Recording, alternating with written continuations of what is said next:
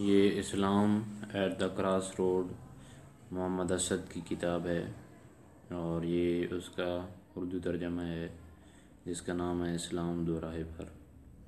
تو اس کا یہ 8واں باب ہے، باب ہشتم، حاصل مطالعہ لکھ رہے ہیں۔ تو کہتے ہیں کہ میں نے جو پچھلے باب میں یہ ظاہر کرنے کی کوشش کی ہے کہ اسلام اپنے حقیقی معنوں میں مغربی تہذیب کے اندر جمع ہو کر فیضیاب نہیں ہو سکتا۔ ایک بات یہ کلیئر ہے کہ اسلام الگ چیز ہے اور مغربی تہذیب بالکل الگ چیز ہے، اور پھر یہ کہ آپ کر دیں کہ ہم مغربی تہذیب کی کچھ پوزوں کو اسلامائزیشن کر کے کر سکتے ہیں، تو یہ درست نہیں ہے۔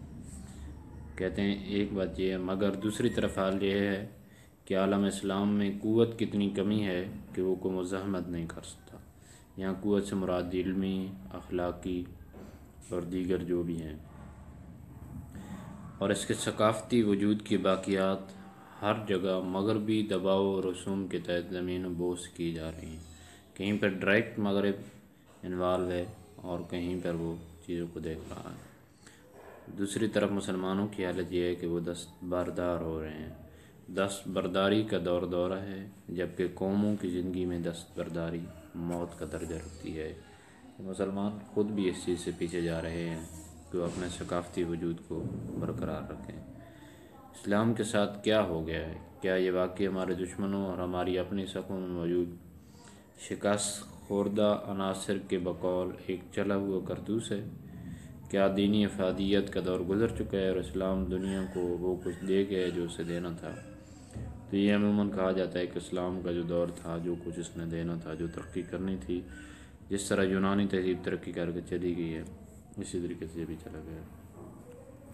تو کہتے ہیں تاریخ ہمیں بتاتی ہے کہ تمام انسانی ثقافتیں اور تہذیبیں زندہ وجود کی طرح ہوتی ہیں۔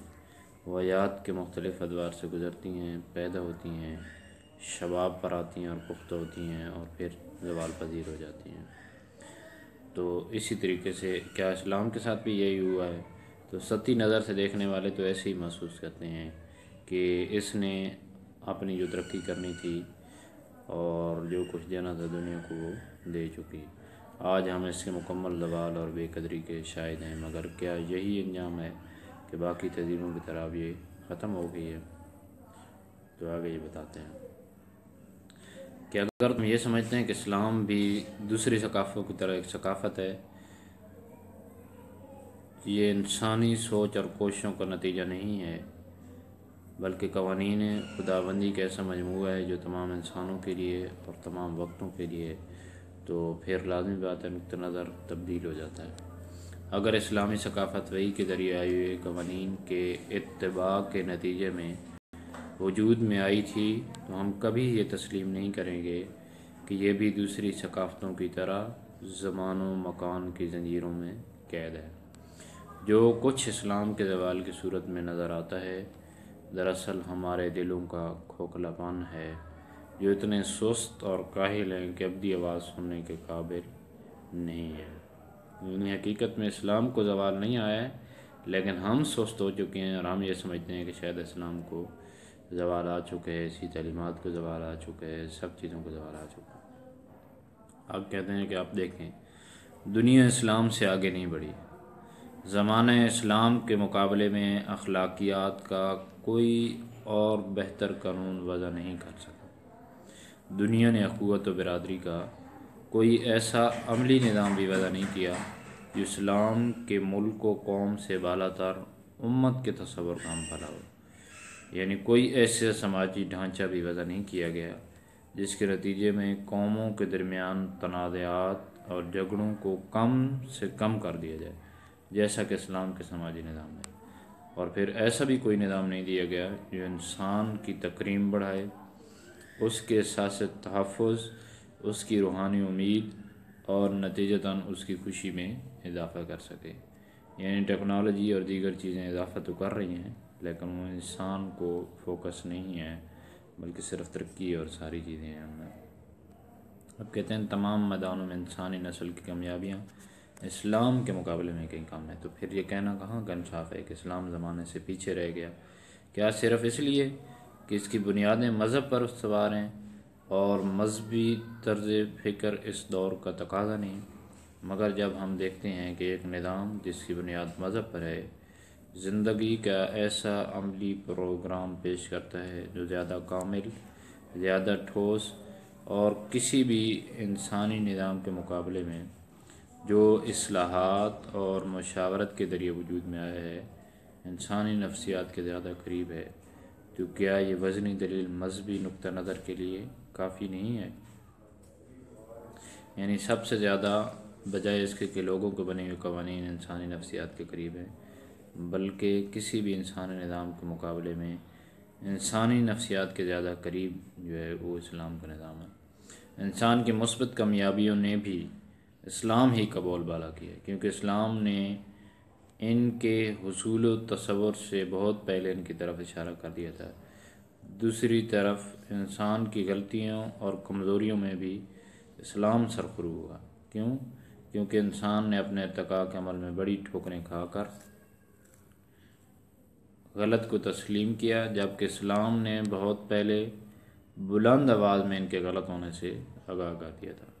مذہبی یقین کو بالائے طاق رکھنے کے باوجود اسلام میں خالص عقلی بنیادوں پر بھی وہ کشش موجود ہے جس کی بنا پر پورے اعتماد کے ساتھ اس کی عملی ہدایات کا اتباع کیا جا سکتا ہے۔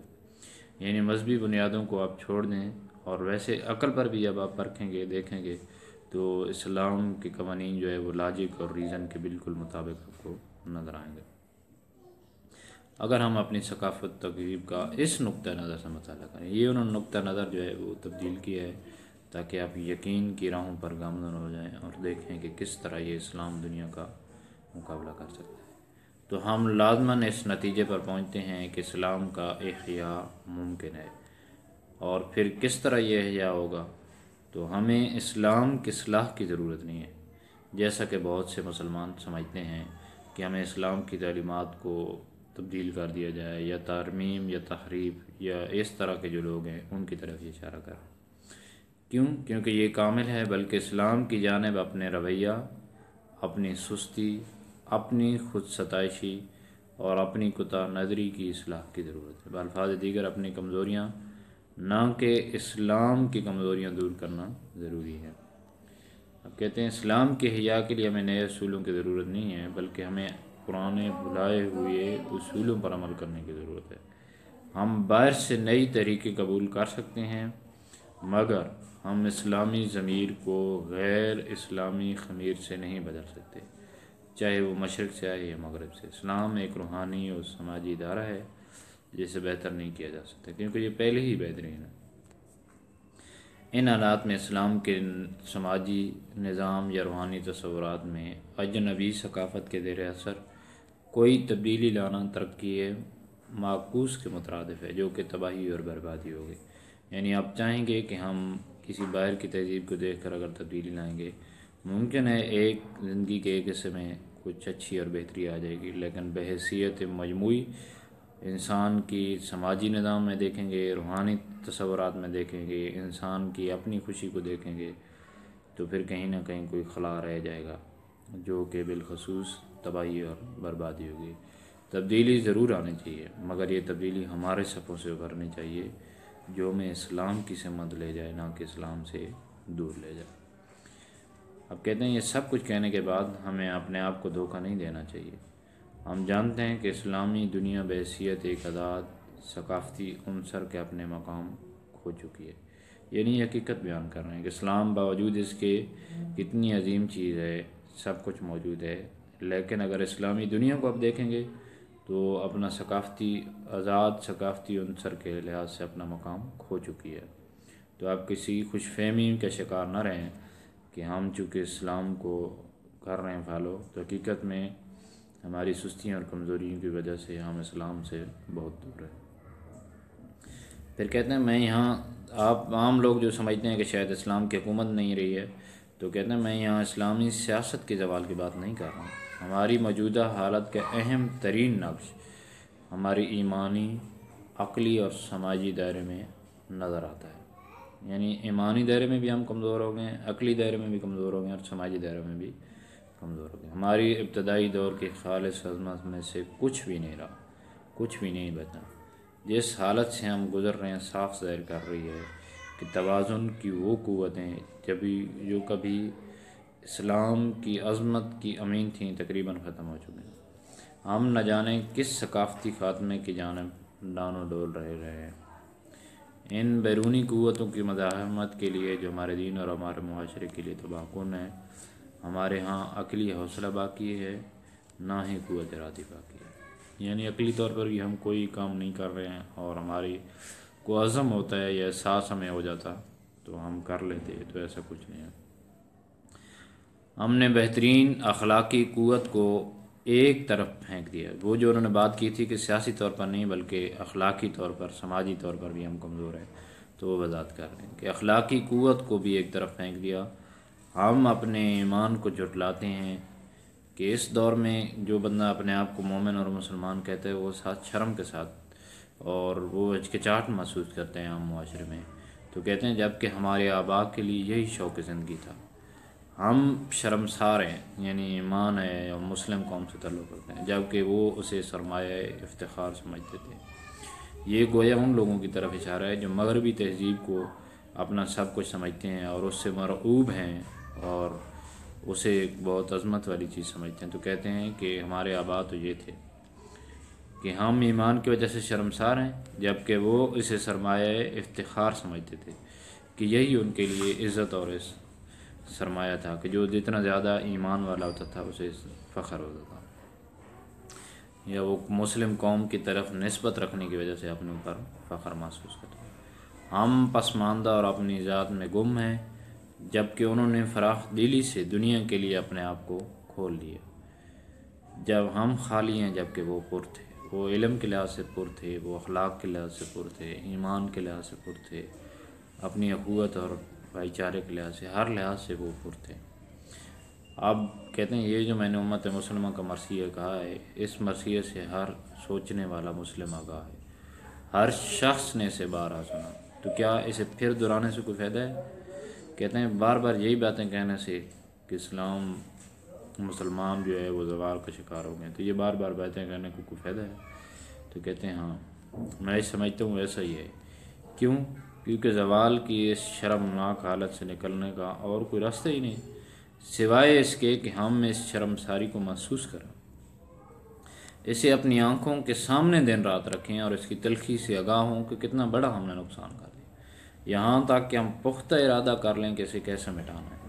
تلخ حقیقت چھپانے سے کم نہیں ہو جاتی۔ یہ سمجھنا کہ اسلامی دنیا میں ہلچل پیدا ہو رہی ہے، اور یہ کہ تبلیغی پروگرام 4 براعظموں میں پھیلے ہوئے ہیں، یہ کہ مغرب کے لوگ زیادہ سے زیادہ اسلام کی حقیقت کو سمجھ رہے ہیں، جس طرح ہم کہتے ہیں کہ وہ لوگ اسلام کو بہت زیادہ پڑھ رہے ہیں، اور استثنائی دلال استعمال کرتے ہوئے اپنے آپ کو فریب دینا کہ ہماری تضحیق قہری نہیں ہے، محض سراب ہے۔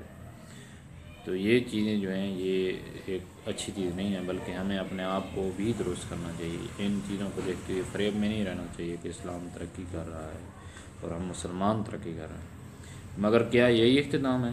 ایسا نہیں ہو سکتا۔ ہماری نئی زندگی کی آرزو اور ہم میں سے اکثر کی یہ تمنا کہ ہم اپنی موجودہ حالت کو بدلنا چاہتے ہیں، ہمیں امید کا پیغام دیتی ہے کہ ابھی سب کچھ ختم نہیں ہوا، ابھی احیاء کا راستہ باقی ہے، اور یہ راستہ ہر شخص کو نظر آتا ہے جس کے پاس دیکھنے کے لیے آنکھیں ہیں۔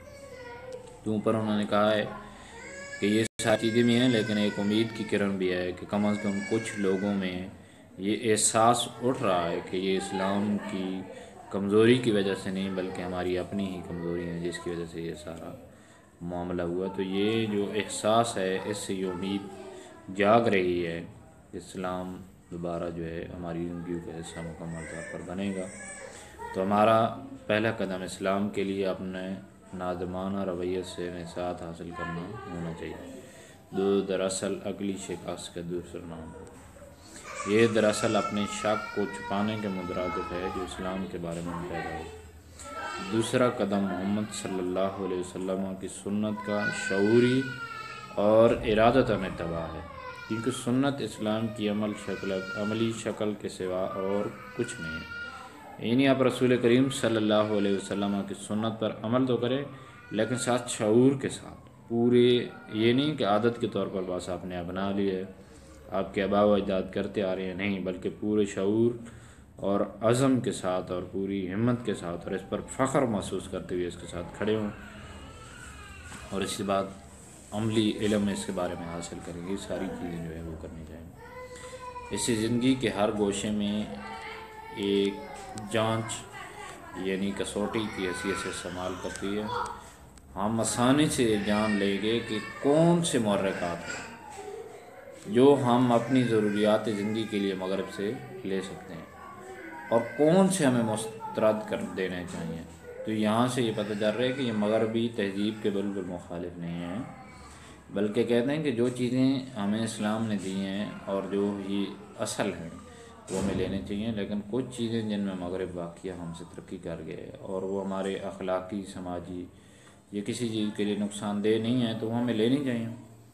تو بزدلی سے اسلام کو اجنبی عقل کے دھاروں کے حوالے کرنے کی بجائے ایک بار پھر اسلام کو محور بنا کر دنیا کو اسلام کے حوالے سے دیکھنا ہو کہ بزدلوں کی طرح ہر چیز ہی مغرب سے لی جائے یا دوسری تہذیبوں سے لی جائے، تو ایسی بات نہیں کرنی چاہیے، بلکہ پہلے اسلام سامنے رکھنا چاہیے، پھر اس کی نظر سے ہمیں دنیا کو دیکھنا چاہیے۔ کہتے ہیں تاہم یہ صحیح ہے کہ کئی بنیادی اداروں کو غلط پس منظر میں دیکھنے کی وجہ سے وہ مسلمان جو آج اصل منبع کی طرف خود نہیں جا سکتے، اسلام اور اسلامی فلسفے کی جو بگڑی ہوئی شکل دیکھتے ہیں اور وہ ناقابل بیان دعوے جسے تکلیف پسند اسلام کی بنیاد قرار دیتے ہیں، ان روایتی تشریحات کے سوا کچھ بھی نہیں جو یونانی منطق پر مبنی تھے۔ تو یہ جو کلاسک جو ہماری آراء ہیں ان پر نقد کر رہے ہیں کہ ان روایات کی روشنی میں ہمیں نہیں دیکھنا چاہیے اسلام کو۔ تو کہتے ہیں جو دوسری اور تیسری صدی ہجری میں تو قابل عمل ہو گے، مگر آج کے دور میں ان کی کوئی حیثیت نہیں۔ وہ مسلمان جو مغربی تعلیم سے آراستہ ہیں مگر عربی اور فقہ کی پیچیدگیوں سے ناواقف ہیں، شخصی آراء پر مبنی ان پرانی تشریحات و تصورات کو الہامی قانون سے تعبیر کرتے ہیں۔ کہتے ہیں ہماری جب فقہ کی آراء یا دیگر جو ہمارے علماء کی آراء ہیں جب مغرب کے شخص اسلام کو پڑھتے ہیں تو اسلام کو ان آراء کی روشنی میں پڑھتے ہیں۔ جب وہ ان آراء کی روشنی میں پڑھتے ہیں تو لازمی بات ہے وہ ایک شخص کی آراء ہیں، تو جب وہ انہیں ناقص پاتے ہیں تو مایوسی کے عالم میں اسلامی شریعت ہی سے بدظن ہو جاتے ہیں۔ تو یہ کہتے ہیں وہ جو آراء ہیں قدیم ان پر ہمیں بالکل مکمل طور پر انحصار نہیں کرنا چاہیے، بلکہ اس لیے انہیں دوبارہ تخلیقی قوت میں بدلنے کے لیے اسلام کے پیغام کو اصل منبع کی روشنی میں از سر نو ترتیب دینا ہوگا۔ یعنی وہ جو آراء تھیں وہ اس دور کے مطابق تو درست تھیں، لیکن آج کا جب شخص کوئی پڑھتا ہے تو اسے اپنے زمانے کے موافق نہیں پاتا تو وہ اس سے پھر بعض اوقات بدظن ہو جاتا ہے، حالانکہ وہ یہ سمجھ رہا ہوتا ہے کہ شاید یہی شریعت اسلام ہے۔ تو آگے اس بات کی اہمیت پر زور دیتے ہیں کہ ہمیں یہ چاہیے کہ ہمیں اپنی جو اصلاح کرنی چاہیے وہ یہ ہے کہ ہمیں اسلام کے پیغام کو اصل منبع کی روشنی میں دیکھنا چاہیے، یعنی قرآن اور ڈائریکٹ سنت کی روشنی میں دیکھنا چاہیے، جو ان روایتی تشریحات سے آزاد ہوں جو صدیوں سے چلی آ رہی ہیں، یعنی مختلف علماء کی تشریحات ان سے آزاد ہونا چاہیے، مگر جو آج کے دور تک تقاضوں کے لیے بلا کم و کاس ناکافی ہیں۔ ان تمام کوششوں کا نتیجہ ایک نئے فقہ کی صورت میں ہو سکتا ہے۔ اب کہتے ہیں جب آپ نئی آراء پیدا کریں گے جو اس دور کے موافق ہیں تو پھر ایک نئی فقہ جو ہے وہ سامنے آئے گی جو اسلام کے دو منابع سے مطابقت رکھتا ہو، ایک قرآن اور دوسری حضور اکرم صلی اللہ علیہ وسلم کی سیرت طیبہ کی مثال، جو آج کے زمانے کی ضرورتوں کا خوش اسلوبی سے پورا احاطہ کرے، بالکل اسی طرح جیسے قدیم انداز فکر جو اپنے دور کی ضروریات کو مد نظر رکھتے تھے اور اس زمانے کے حالات کے مطابق تھے، جس میں ارسطوئی اور افلاطونی فلسفہ قابل ذکر ہے۔ تو یہ انہوں نے پورا اس کا خلاصہ بیان کیا ہے۔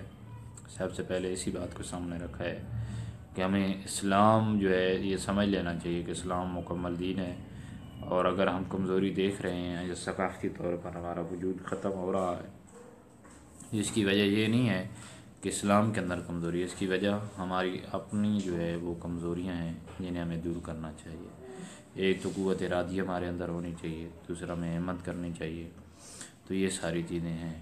تو وہ کہتے ہیں یہ نغمہ بار بار آپ کو مرثیہ سنایا جائے گا تاکہ آپ کے اندر امید اور ہمت بندھے اور آپ دوبارہ اٹھ کر کھڑے ہوں اور ان چیزوں کو دیکھیں۔ آخر میں ہمیں کہہ رہے ہیں کہ ہر چیز کو ہمیں اسلام کی نظر سے دیکھنا چاہیے، مغرب سے بھی کوئی چیز لیں تو وہ ہمیں اسلام کی نظر سے دیکھ کر لینی چاہیے۔ اور پھر یہ بالکل آخری جو پیرا ہے اس میں یہ کہا کہ ہمیں جو قدیم آراء ہیں، فقہی آراء، ان سے آزاد ہو کر ایک نئی فقہ کی تشکیل کی ضرورت ہے جو دور حاضر کے ذہن اور دور حاضر کے مسائل کے موافق ہو، تو پھر جو ہے نئے لوگ اس چیز کو اچھی طریقے سے اسلام کو مزید اپنے ذہن کے مطابق سمجھ سکیں۔